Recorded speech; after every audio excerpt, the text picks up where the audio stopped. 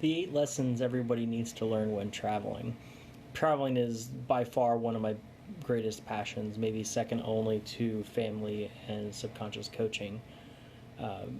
So I was very, very lucky. I was always traveling as a kid, and having great parents is always certainly a step up.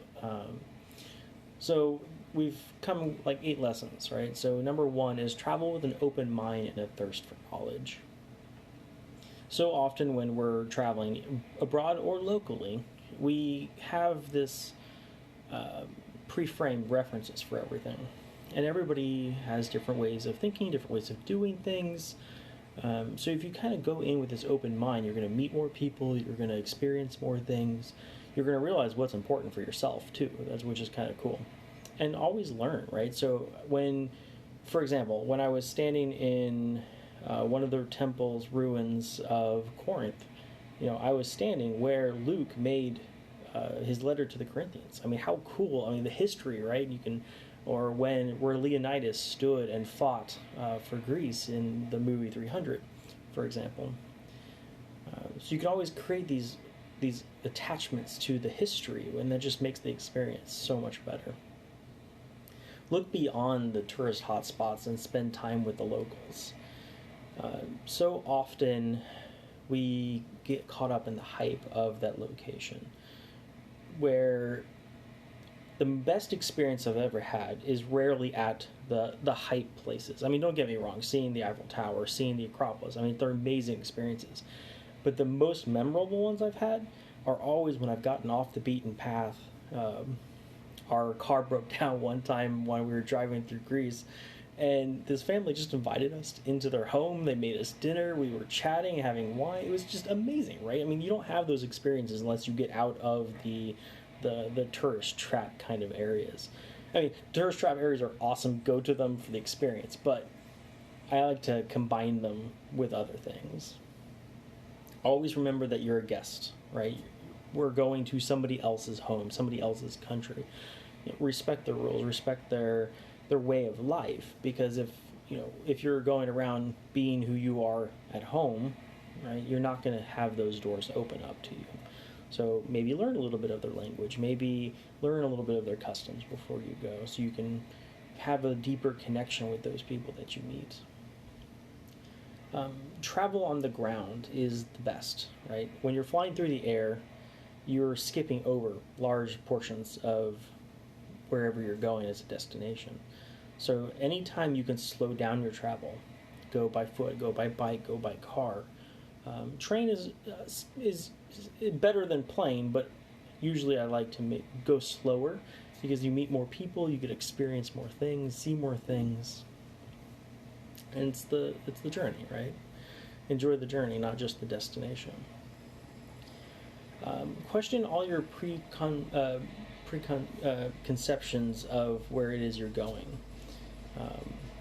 When I went to Bali for the first time, for example, didn't know their language, didn't know a lot about their culture. I mean, I knew a little bit about them, but Bali is very unique because it's most of their country is not Buddhist, so they're very isolated in terms of their culture compared to the rest of Indonesia.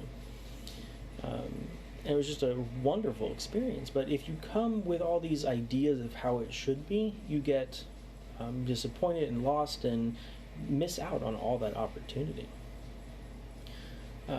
And make sure you appreciate it. Travel is such a privilege that many people don't have, either by choice or by circumstances.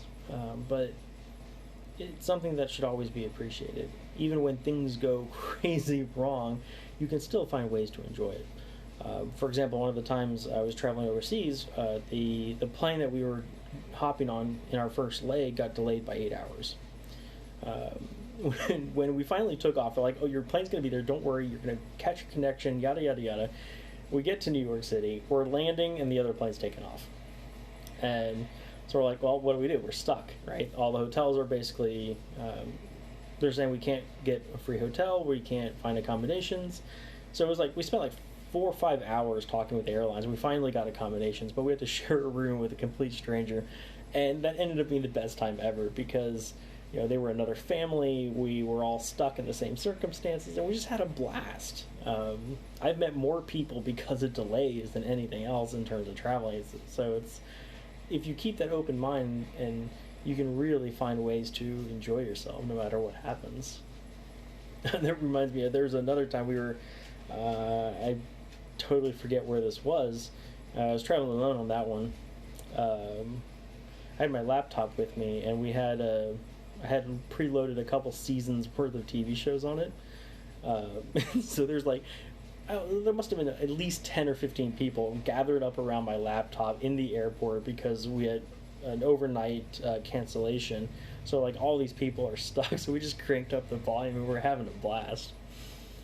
And remember, the journey never really ends. You're taking those memories with you. All those connections you make, they can become lifelong friends or pen pals, or business contacts even in some cases. But you're always making those lifelong connections, and even if you never meet them again, the people you do meet later down the road, it's a story to share, just like I'm sharing now. And memories is one of those things. I would much rather spend money on experience than a thing. Because a thing, you're just going to eventually trash anyway, so it's not really all that memorable. Things have value because we attach memories to them, which I think is something to always keep in mind. And then 8 is, whatever you think you need probably won't be it. So every time you take a trip, remember what you put in your bag and say, oh, I didn't use this at all, toss it. Or you did use it, keep it.